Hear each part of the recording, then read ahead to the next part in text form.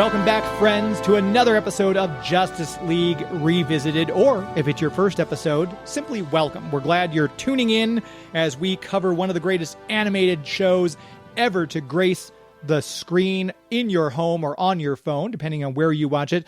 I'm one half of the team bringing you this show. No, I suddenly went Ed Sullivan. Tonight, we've got a great guest for you right here, Topo Gigio. We're going to leave that in because we've already done this. We've already started on this again because I flubbed the first time. So we're going to keep going, though. We're going to power through. You're going to get to see how the meat, the sausage is made here. On the other side of the Zoom screen, laughing at my various foibles, is my co-host, the voice of Wonder Woman, Susan Eisenberg. Hello to you. Hello. It's been a while. It's been a minute. It has. For those of you, you get these things coming out every 2 weeks. Susan and I sometimes don't record for like a month at a time, so it's nice to see you. Yeah, well, the same to you. And we get on a roll and we'll get a bunch recorded, and then it gives us some breathing room to try to get like more people on and more people. But today's episode's really it's exciting. It is. Do you want to tell the kids who's on? Yes. So we thought we'd take another look at the episode we just covered in our last one with Hector Navarro, The Greatest Story Never Told, because it certainly bears a second look, and certainly bears a second look with this guest. That was a Booster Gold featured episode. So we thought, why not get the creator of Booster Gold on the show? So we've got Dan Jurgens joining us today. That's exciting. Wowza. That is, or Great Hera. That's really something. I'm very excited to talk with this man, and to ask him some questions and hear about his journey. He's such a force in the community, and I know you're a fan, huge fan. Yeah, so fan. You're just gonna geek out, right? I am. I'm gonna try to not monopolize the conversation because there's just so many different things I want to ask him about. He's been on my show before, but it's been 5 or 6 years since I had him on, so there's a lot of stuff has happened since then, and we didn't get to discuss this particular episode, which, as I said, The Greatest Story Never Told, aired on September the 11th, 2004. It is the 7th episode of Season 1 of Justice League Unlimited, written by Andrew Kreisberg and directed by our friend Dan Reba, featuring an amazing voice cast, which I'm sure we're going to bring up with Dan Jurgens as we go into this.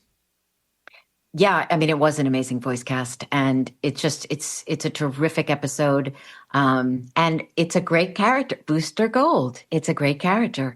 So yeah, I'm looking forward to this. Yeah, one of my very first comics when I first started getting into comics was off the rack. My mom just got me a comic and said, "Here." She was trying to keep me quiet in the grocery store. And it was Booster Gold. I can picture the cover. I think it may have been issue 22 of Booster Gold.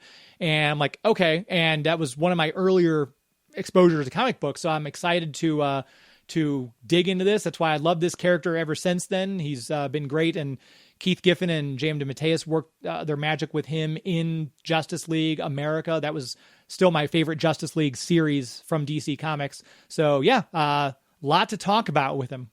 All right, so without further ado, let's bring him on. Okay, should we have Joey go get him? Yeah, well, Joey's he's got Fridays off, Susan. This isn't Joey's. Oh. That's all right. We'll send Brian. Brian? No. Oh, Brian, I told you not to eat my Pop Rocks, dude. But no, they're all over your face, too. What are you doing? Clean yourself up. It's Dan Jurgens. Go get him from the green room. What's the matter with you? Go get him. Okay. Yep. Yeah, you can have a seat right there. Perfect. Okay. So without further ado, the one, the only writer, artist, Dan Jurgens, creator of Booster Gold. Thanks so much for your time today. It's great to be here, James. Nice to talk a little Booster Gold. Yeah, well, we talked a lot about Booster Gold with this episode, and we actually had a friend of mine and also a host in his own right, Hector Navarro, was on, and we talked about this particular episode. And I actually have a couple of questions, which I'll ask you later from Hector, because he is the biggest Booster Gold fan. I think it's safe to say, right, James? Yeah, he was into it. He was going on and on and on. We were like, all right, we get it. You love him. So we can assume he has reached the pinnacle of humanity at that point then. So good for him. Yeah. So what struck you the most about this particular episode? Because this is Booster's episode. That what struck you the most? What did you love about it? And what aspects were you like, oh, that wasn't quite Booster? That's one of those questions that has a lot of different answers to it. And so on the very most basic sort of level is just that when you create a character, and it's getting to be more than a few years ago now, and you see that character achieve certain levels of success, be it, action figures, whatever it might be, video games, animation, live action, whatever it happens to be, there's always that part of you that just seeing it realized kind of sits there and goes, yeah, okay. There's that. But then even beyond that, I think what I appreciated most about this is that they nailed the character very much. That from a writing standpoint, I think Andrew Kreisberg really managed to get into the essence in a way of who Booster is and what he's all about without making him an idiot. Because I think there's always that fine line there. Yeah. That a lot of writers don't quite get, because he's not an idiot. He is there to do the right thing.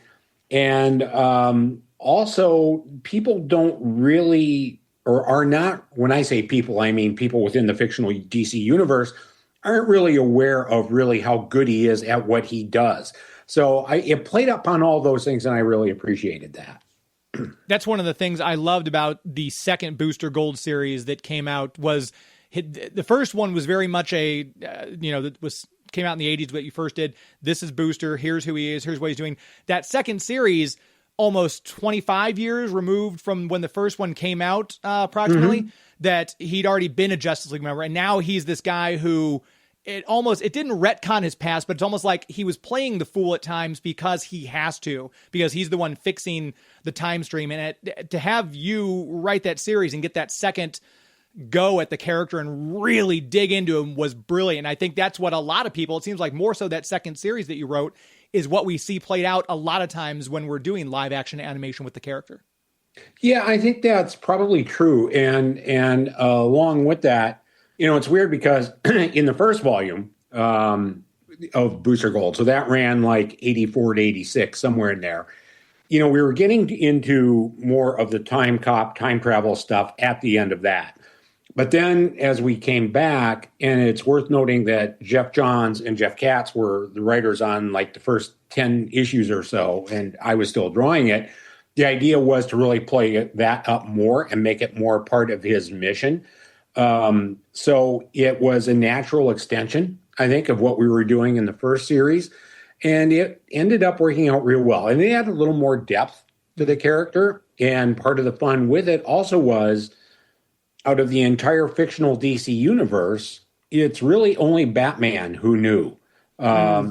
And I thought the cartoon episode might go there. It played around with Batman a little bit in that, he and Booster have their private conversation. But it basically ended, I think, with Batman saying, okay, we got to talk one. Next time we're really going to talk, that kind of thing. Yeah. No, that moment when he leans in, crowd control. I'm like, oh, this is not the Batman Booster relationship we know from the second launch of the series and everything like that. But it was his dynamic, his interactions with the characters and the whole side story. I mentioned this in the last time we recorded Greatest Story Never Told. I'm not sure if you're a Buffy the Vampire Slayer fan, Dan Jurgens, but there's an episode where Xander has this whole adventure that's crucial to saving the world that Buffy and Giles and Willow, who are off doing a side thing, have no idea. And it felt very much like that, where he really is the hero. And I love that we had that spotlight on him for this episode. Yeah, I agree with that. Yes.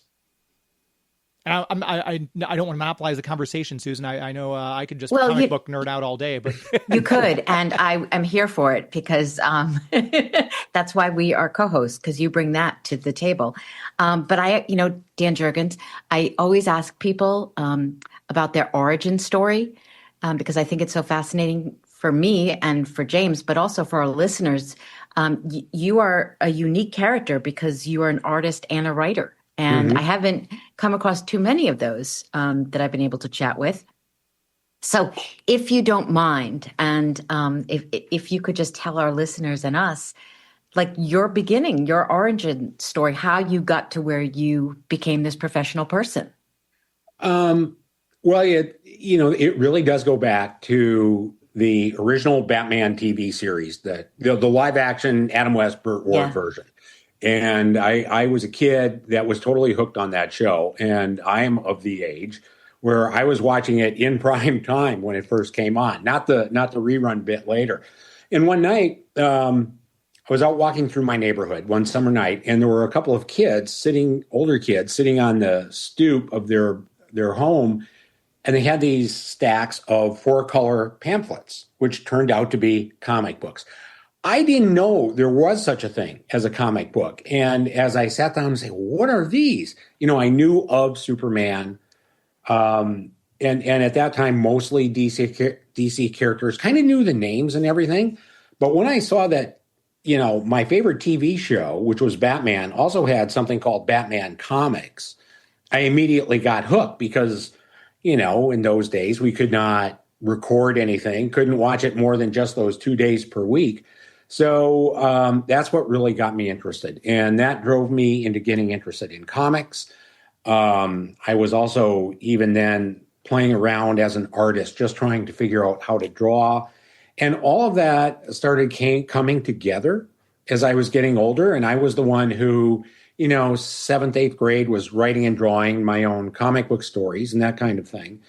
Many years later, I had gone to college and then was working with a defense contractor in the Twin Cities area of Minnesota.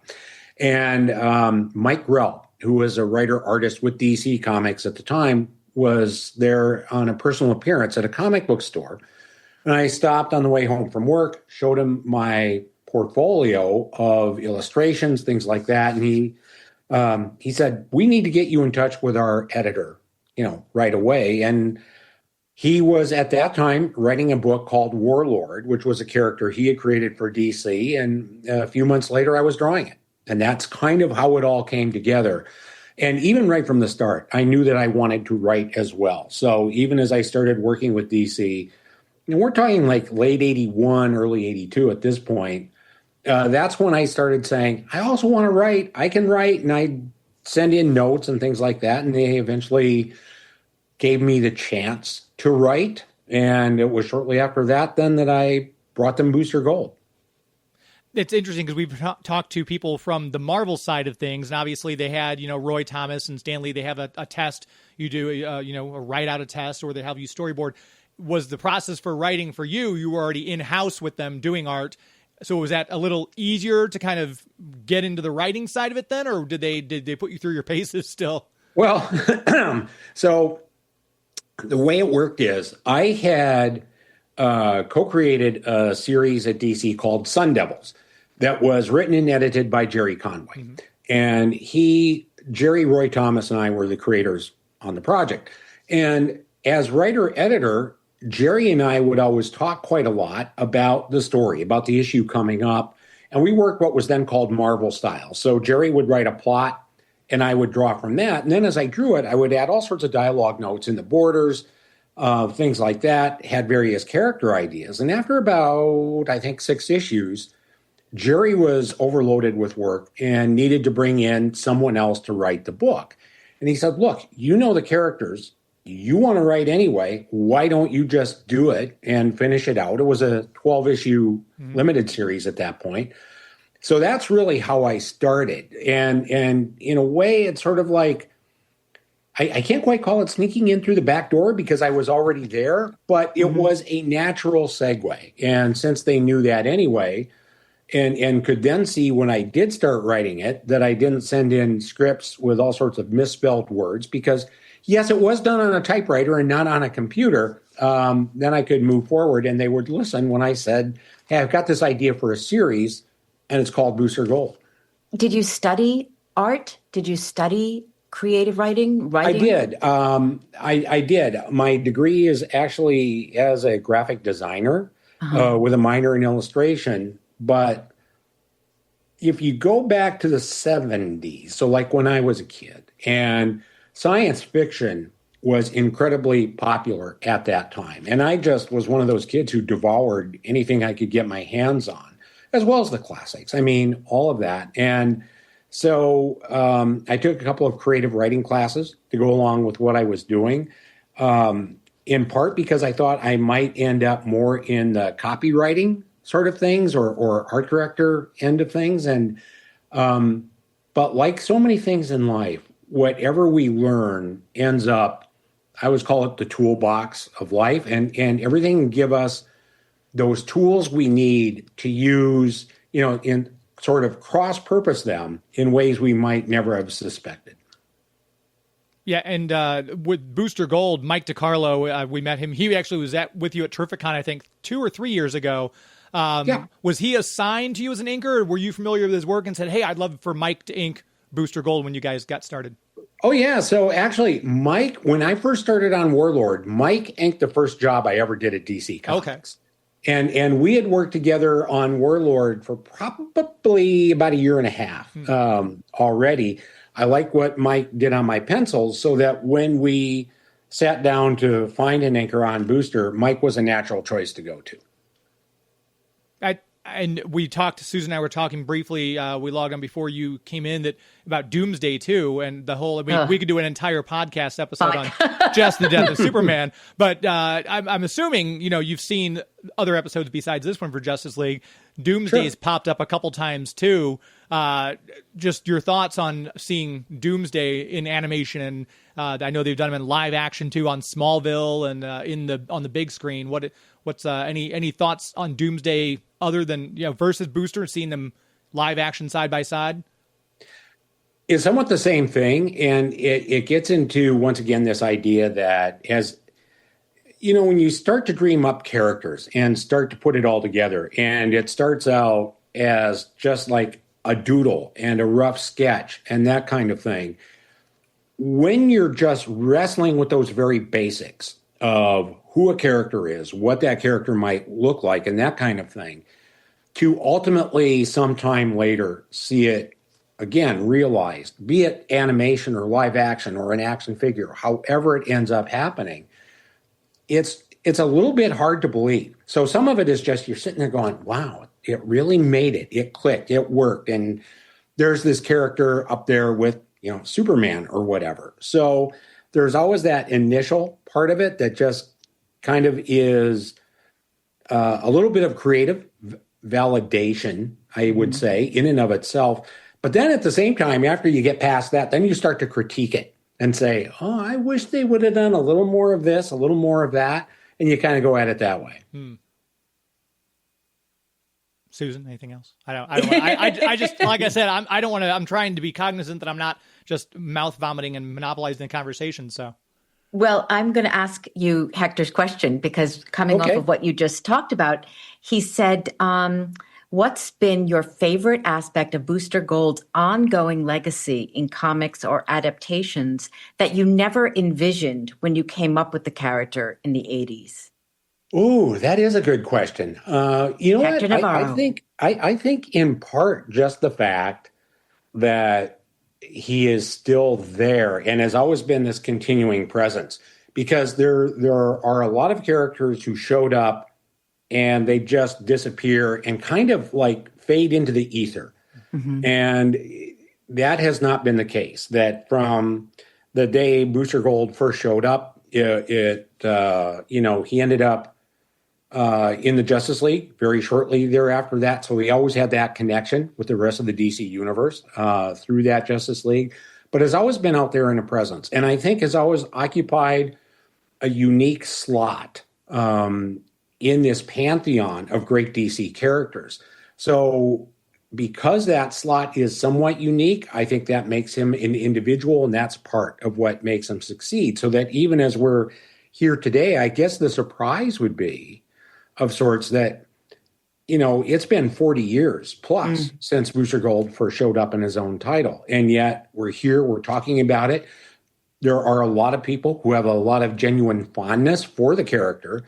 And he continues to, I think, get pushed out there into the world in different ways through different vehicles. And again, be it video game or whatever is out there in the offing. It's just cool that it still happens. Yeah. Yeah, he's one of those characters that seems like everybody loves. And I know before he did anything live action, even before I can't think of the character's name, Eric Martsolf played him in Smallville.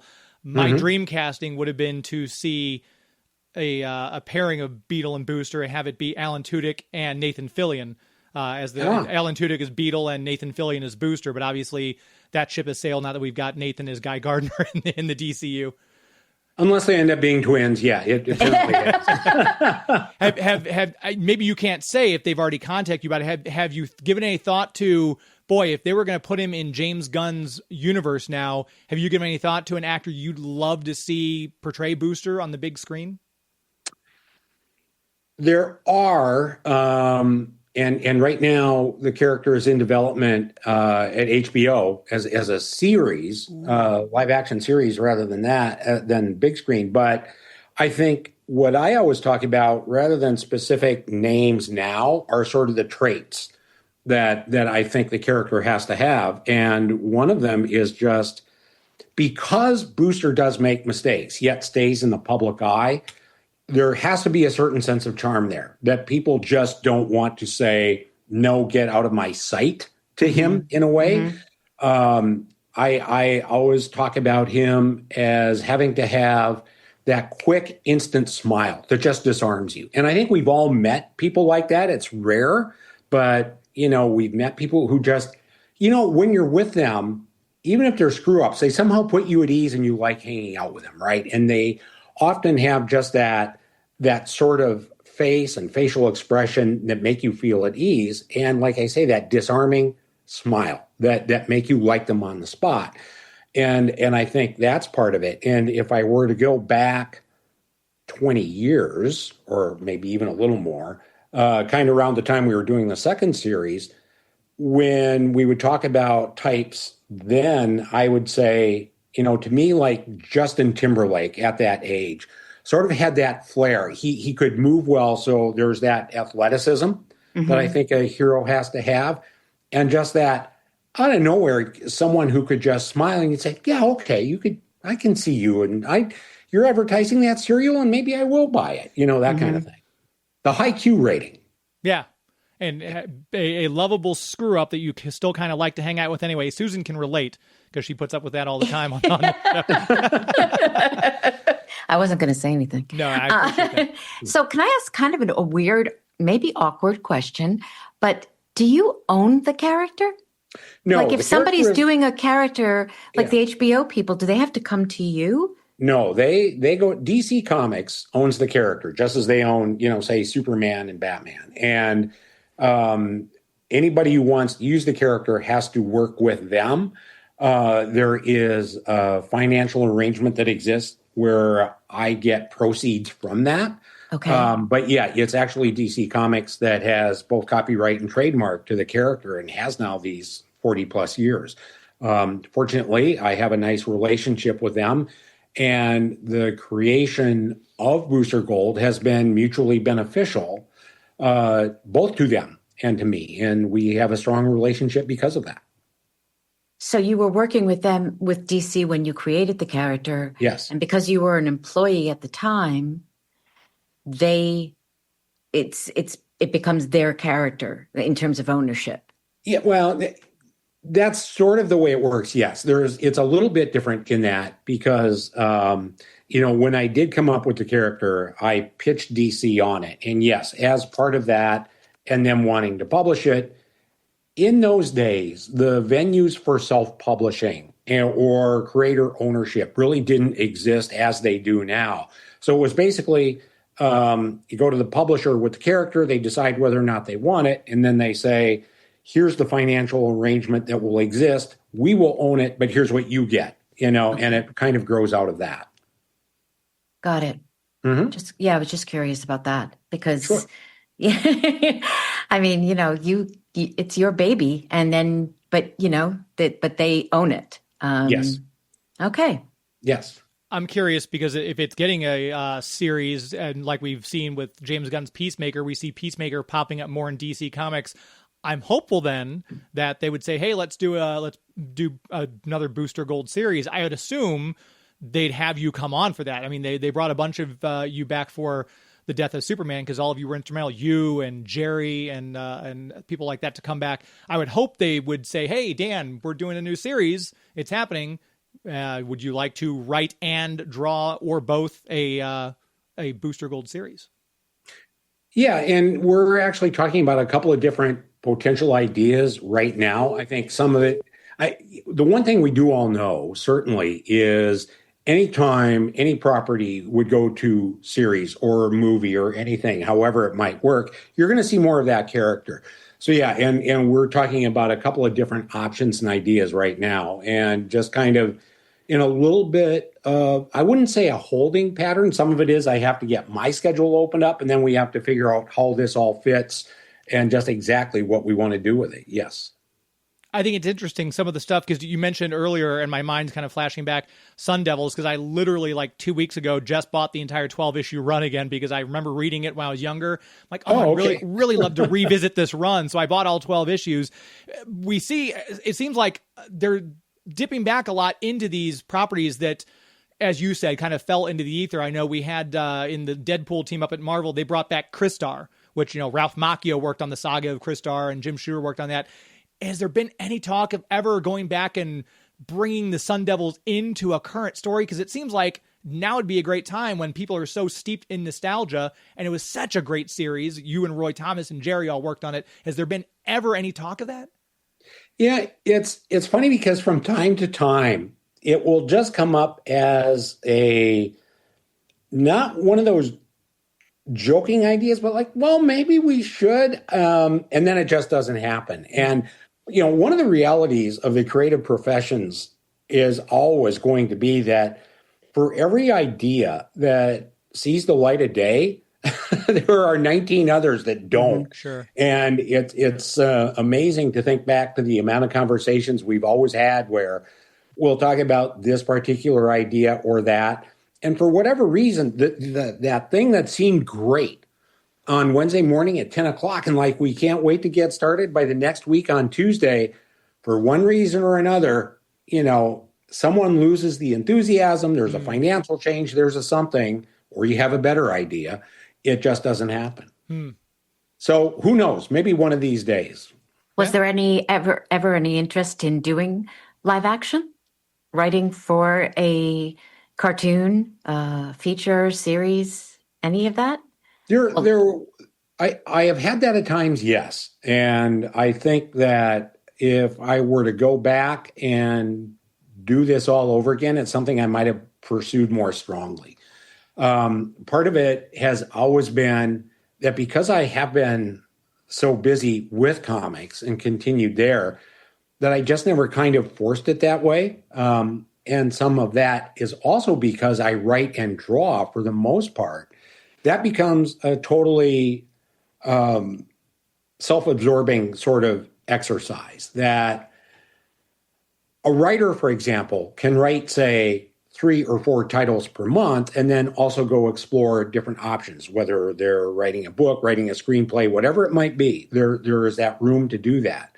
To write and draw a comic, especially in an industry that relies on monthly comics, that's pretty much going to be 90 to 120% of your schedule at that point, and doesn't really allow that freedom. But I also would say in writing and drawing, you get that sort of creative freedom that because you're also drawing it, that makes it very fulfilling to be able to do that. And you get then the appearance of the characters in the story to come out very much as you envision it. And if you're just writing, you don't necessarily get that.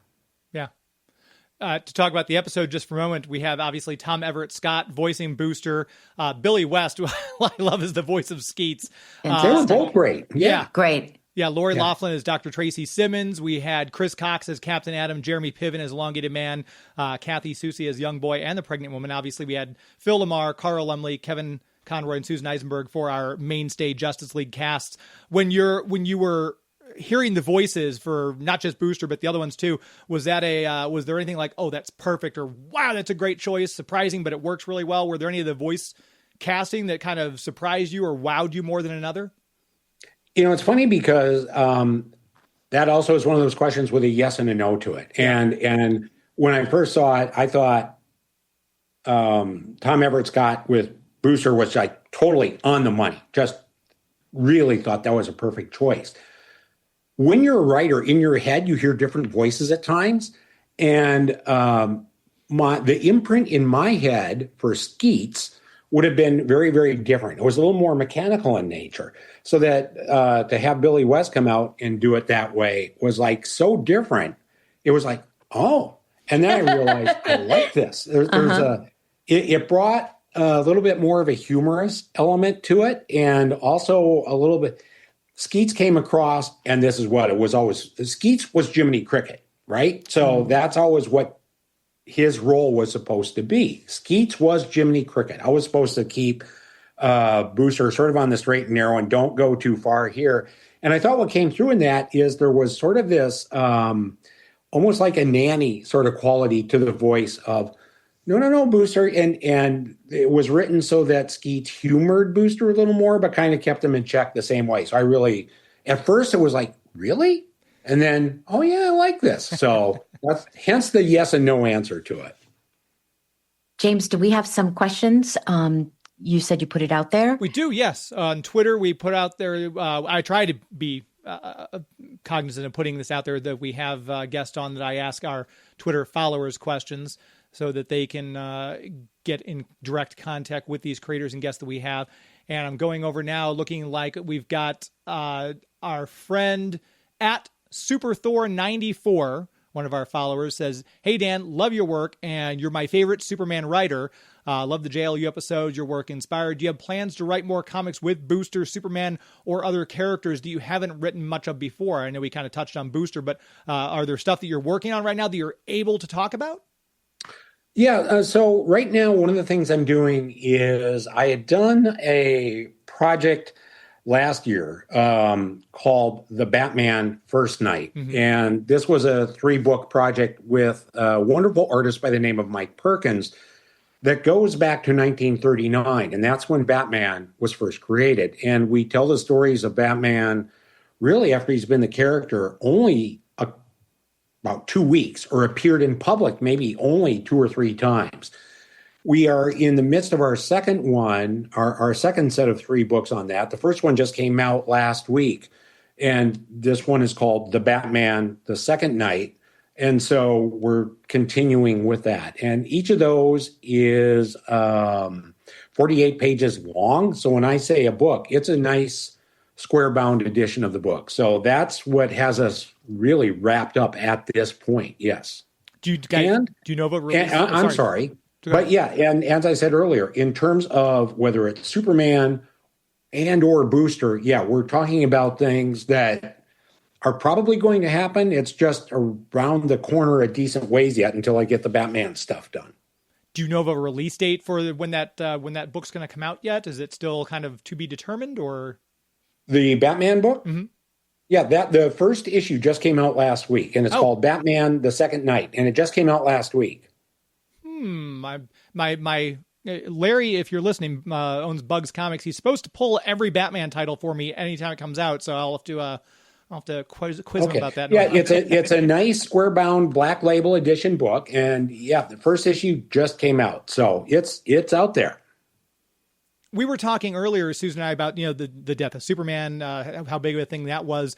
Is there a character that you've taken on before that's harder to write? Because people always say that's one of the reasons they had such trouble nailing Superman on the big screen between when Chris Reeve played him up until this new version, that he's hard to write. He's too powerful and everything like that. But the run you guys had, you and Louise Simonson and Jerry Ordway, the stuff Roger Stern that you were all doing in there was great. I'm not sure why you needed to change the formula. What do you find that he's a hard character to write, or is that just said by people who don't understand the character? That's how I look at it. No, I have never found Superman at all difficult to write. And one of the reasons is I always look at it as I'm writing Clark Kent.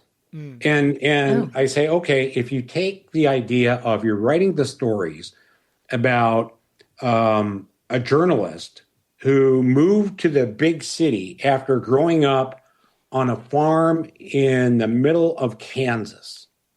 And it just so happens that he has that he has these special talents and abilities.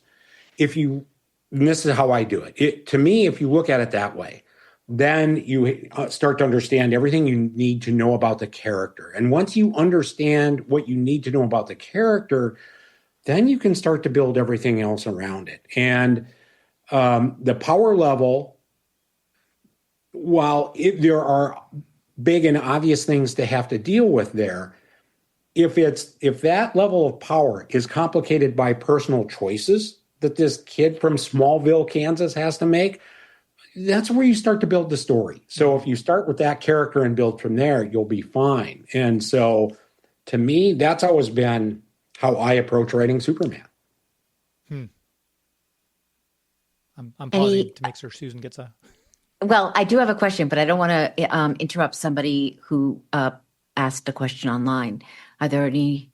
Yeah, we had another question on Twitter. Okay, I can pop back to that. Sure. Let's see. We had this is at perfect is his Twitter handle with 2 F's. So not really perfect. He said, Dan, I'd love to hear more about your time at DC. Were there times when this was like the best gig ever? Were there moments, I'm sure, when it's like, gosh, this particular part is hard. What were some of the highs and lows of your time at DC? Oh man. Well, I'm still there. So yeah, obviously. Yeah. So it must have worked out pretty well. Yeah. It's, we're not doing the epitaph yet. Again, I'll go back to a little bit about, and Susan, I'm sure you can relate to this. When you work in a creative field, you kind of get the highest of highs and the lowest of lows sometimes because it's not steady. There are always things that change. And obviously, I think we don't ever, as creative people, bat 1,000. At least I don't. And those turkeys can sometimes cost you in different ways that you might not anticipate. But for the most part, I look back on this, and I have now been doing this for 40 plus years, and it's always been very rewarding. For the most part, I have gotten to do just about everything I have ever wanted to do. I still have enough of a place where I can get out and do the stuff that I want to do. And so overall, I look back on it and say things have worked out very, very well. But within the context of any number of years, just like any relationship any of us might have, yeah, there are good days and there are bad days. And the idea is by the time you get to the end of the game to say that the good days really did outweigh the bad. And I feel very comfortable saying they have for me. That's at the end of the day, that's all you can ask for, I guess. Yeah. I think that's true. And it's been fascinating to see, how much the world of comics have changed in that amount of time. And really one of the biggest ones is that, back when, and I think this really touches on Booster Gold, back when I did that, the idea that I would ever see him in live action or animation, it was just almost impossible to imagine. But that's because it was like that for almost every comic book character. Sure. To that point, what we had seen was like the Batman live action TV show. We had seen Marvel with a Spider-Man or Hulk TV series that were like, okay. And in terms of animation, there had been like the Super Friends and not a lot more.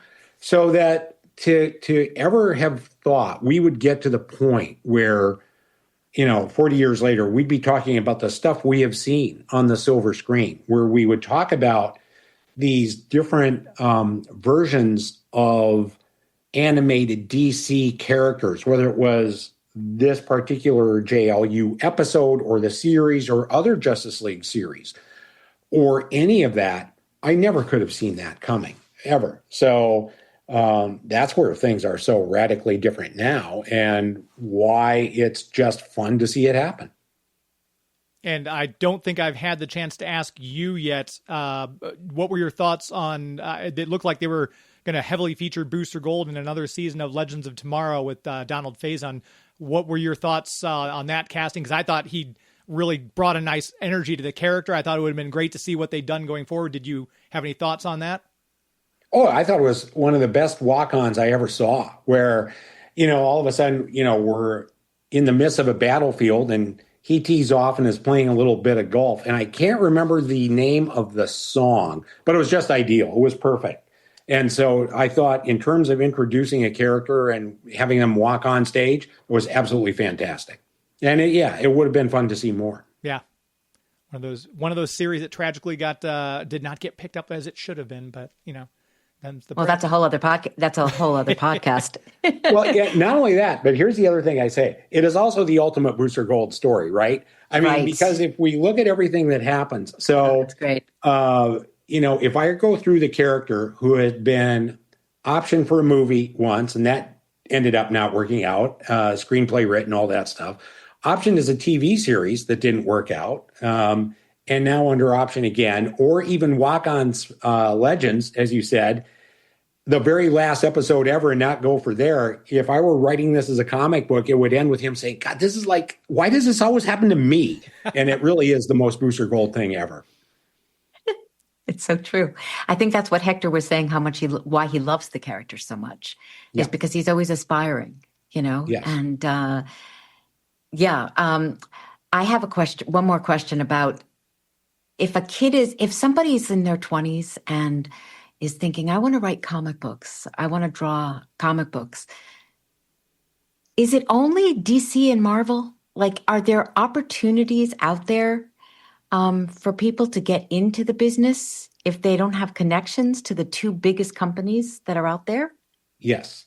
I actually think, because of the nature of the internet, because we have, and I mean, you've been, both of you, to many conventions, and you see what they are and how there will be different publishers there, small press, everything in between that and DC and Marvel.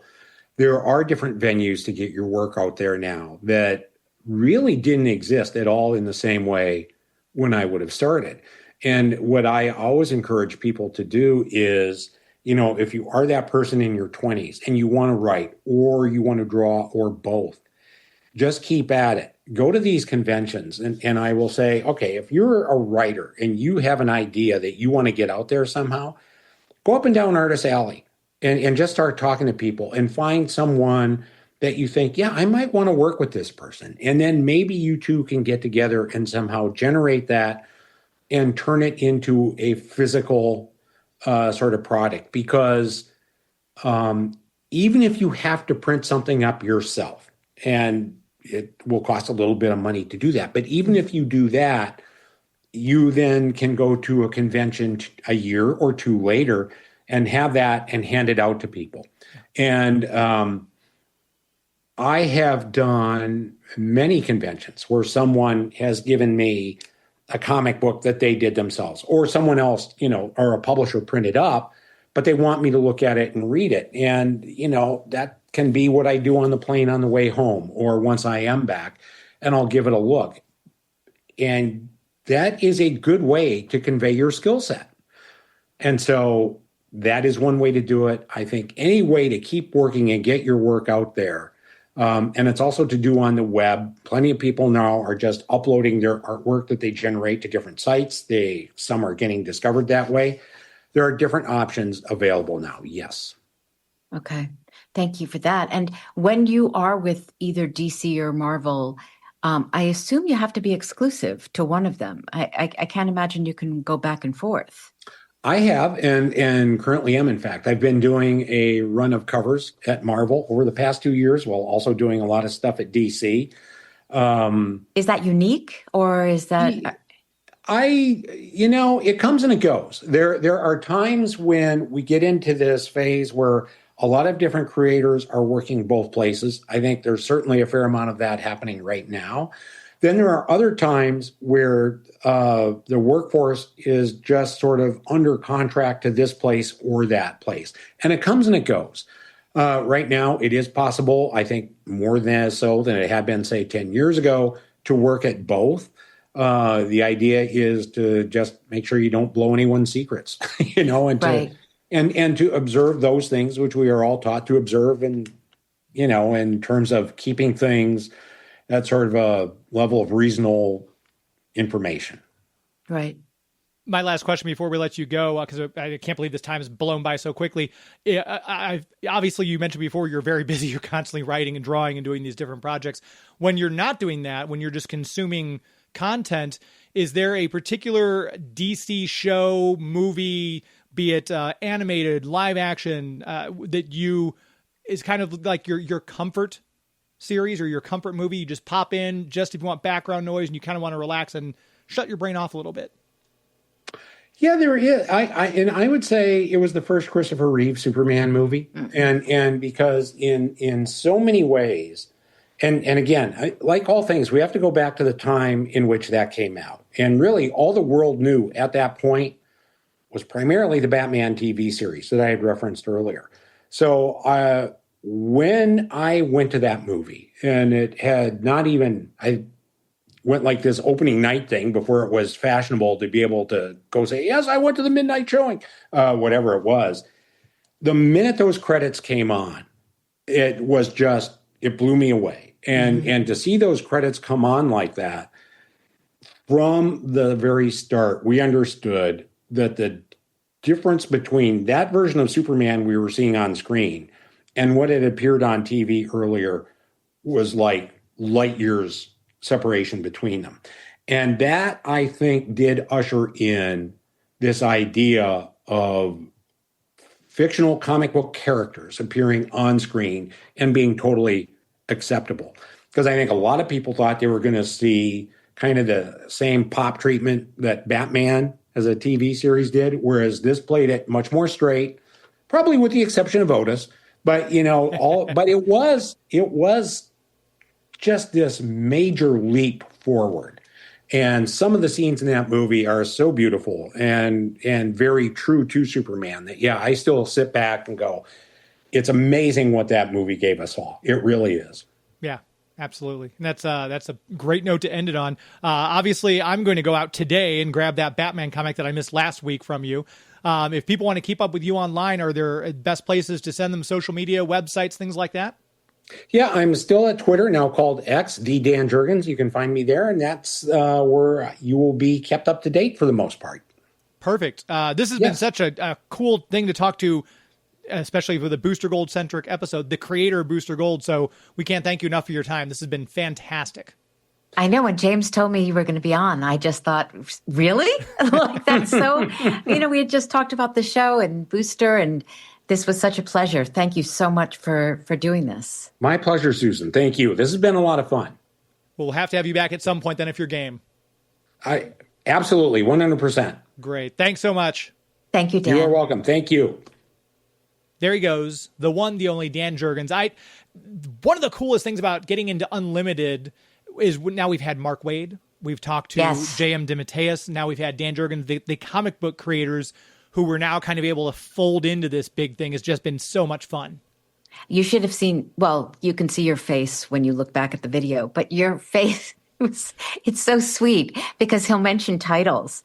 And, I'm just like, I don't know what he's talking about. And you have this face that's like, oh, I know that title. I love that title. And these characters and all that. And it was just so dreamy. He was a lovely guest. He's fantastic.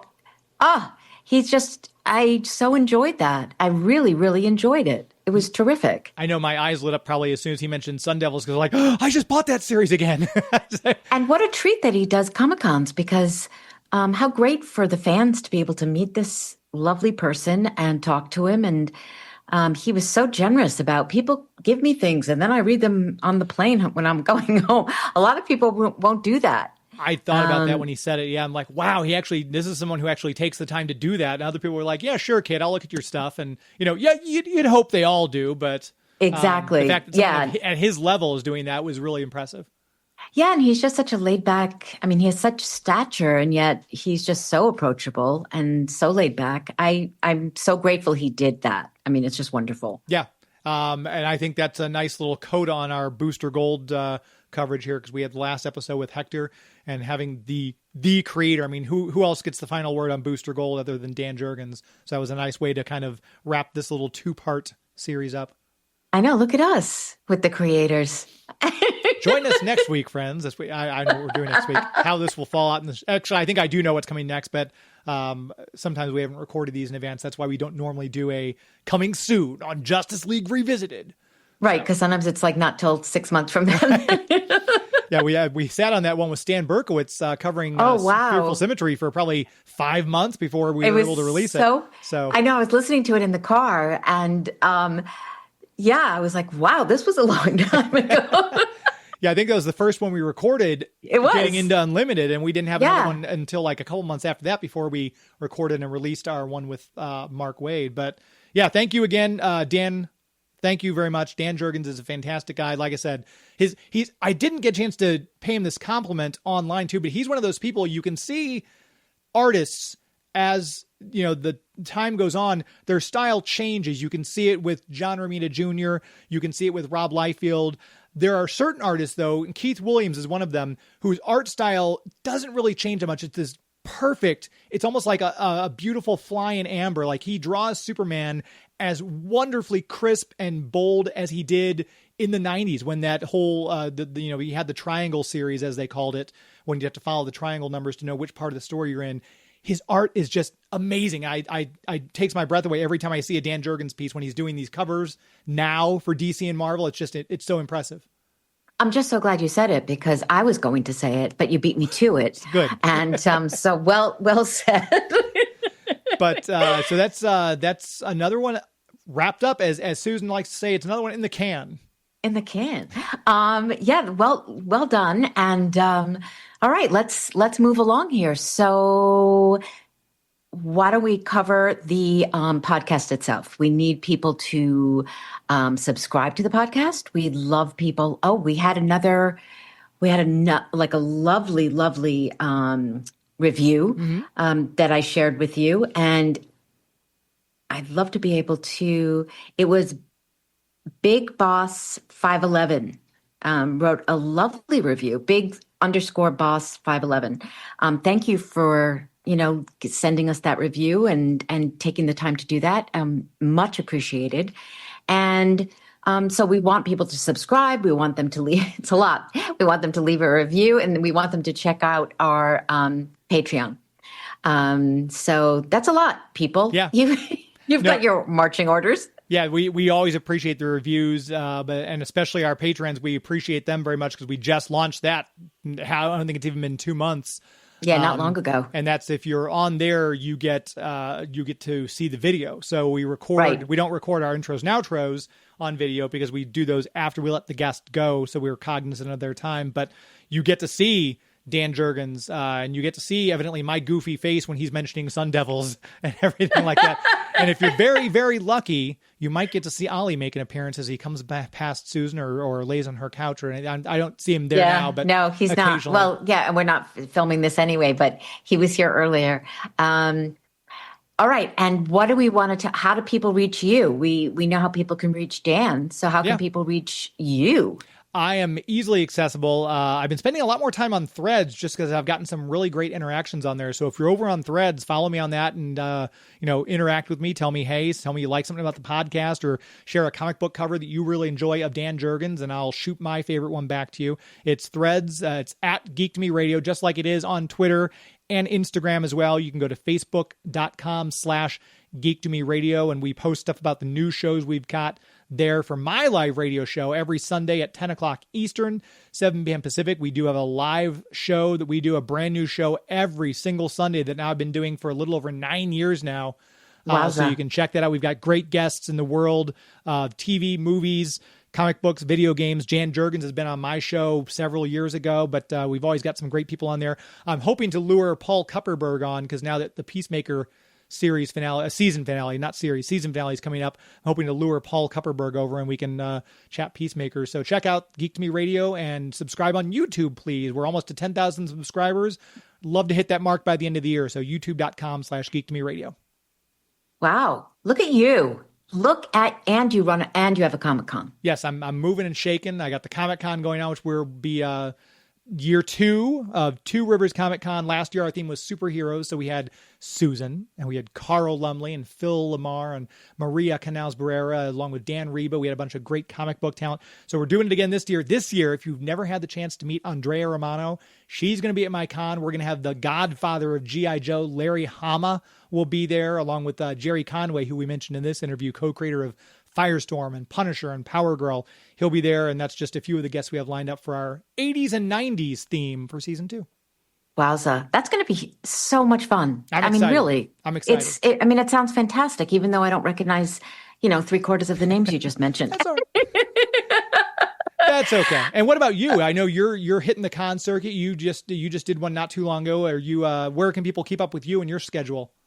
So people can find me at Susan Eisenberg 1, the number 1 on Instagram and Blue Sky. And that's where I really am most of the time. And I also have a website, susaneisenbergvoice.com. And you can write me there and, let me know how you're enjoying the podcast, because we love hearing. I mean, seriously, it makes us so happy when we get your reviews, and I share them with James and he shares them with me. And it just tickles us to know that people are out there listening and enjoying it. So please, keep it going, because we love that this is like a community here, and we're enjoying it. So, as you said, another one in the can, and please stay tuned for our next episode, because the conversation continues.